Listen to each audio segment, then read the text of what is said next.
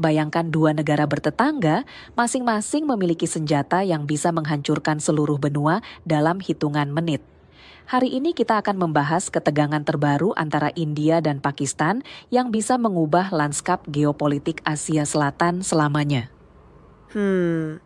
Dan yang membuat situasi ini jauh lebih mengkhawatirkan adalah fakta bahwa kedua negara ini memiliki sejarah konflik yang panjang sejak 1947. Tepat sekali, Sasha. Mari kita mulai dengan kejadian yang memicu eskalasi terbaru, serangan rudal India ke wilayah Pakistan pada Rabu pagi yang menewaskan 8 orang, termasuk seorang anak. Dan yang mengejutkan, serangan ini tidak hanya di wilayah perbatasan, tapi sampai ke Provinsi Punjab yang merupakan wilayah kedaulatan Pakistan yang tidak dipersengketakan. Well, yang lebih mengkhawatirkan lagi, salah satu target adalah masjid di Bahawalpur. Ini bukan hanya provokasi militer, tapi juga menyentuh aspek sensitif keagamaan. Meskipun India mengklaim menyerang infrastruktur militan, bukankah ini tetap pelanggaran serius terhadap kedaulatan teritorial? Oh ya, sangat serius Sasha. Shashank Joshi dari The Economist bahkan memperkirakan Pakistan akan membalas dalam hitungan jam. Dan lihat sekarang, Pakistan mengklaim telah menembak jatuh 2 pesawat tempur India. Dan Perdana Menteri Pakistan, Shehbaz Sharif, sudah menyebut ini sebagai serangan pengecut serta menjanjikan respons tegas. Yang perlu digarisbawahi adalah dampak lebih luasnya. Letnan Jenderal Ahmed Sharif melaporkan 38 orang terluka dan serangan ini juga mengancam jalur penerbangan komersial internasional. So, dengan situasi yang sudah seserius ini, bagaimana menurutmu Nadira?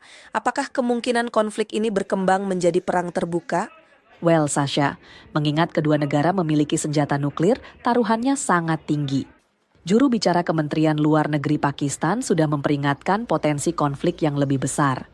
Dan pernyataan Menteri Informasi Pakistan yang menyebut India sebagai agresor dan provokator semakin memperkeruh suasana ya. Benar sekali, Sasha. Dan kita juga perlu ingat konteks yang lebih besar, insiden pembantaian turis di Kashmir bulan lalu sudah membuat hubungan kedua negara sangat tegang. Sepertinya komunitas internasional harus segera turun tangan sebelum terlambat. Exactly. Tapi siapa yang bisa menjadi mediator efektif? PBB, Amerika, China. Mediator harus bisa diterima kedua pihak dan punya pengaruh cukup kuat.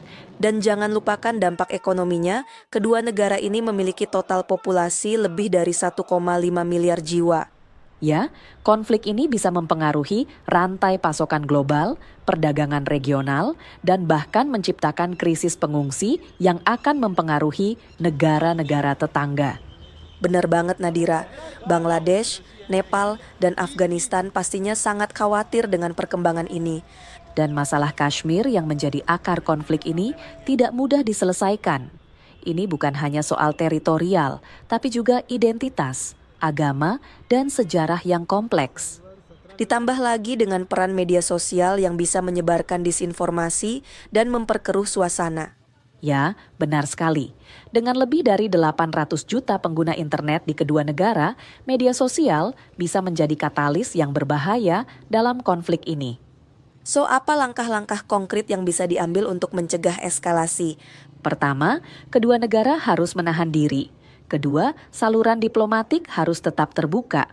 Dan yang paling penting, harus ada mekanisme verifikasi independen untuk setiap klaim dari kedua pihak. Tapi implementasinya pasti tidak mudah mengingat sensitivitas kedaulatan nasional. Well, memang tidak mudah, tapi alternatifnya jauh lebih berbahaya. Bayangkan dampak dari pertukaran nuklir di kawasan terpadat di dunia. Jadi pada akhirnya ini tentang memilih antara ego nasional atau keselamatan bersama. Tepat sekali. Dan inilah mengapa dialog dan diplomasi, meskipun tampak lambat dan rumit, tetap menjadi jalan terbaik untuk menyelesaikan konflik ini. Semoga saja kedua negara bisa melihat bahwa kepentingan bersama lebih penting dari konfrontasi militer. Ya, karena dalam era nuklir seperti sekarang, tidak ada yang namanya kemenangan dalam perang. Yang ada hanya kehancuran bersama.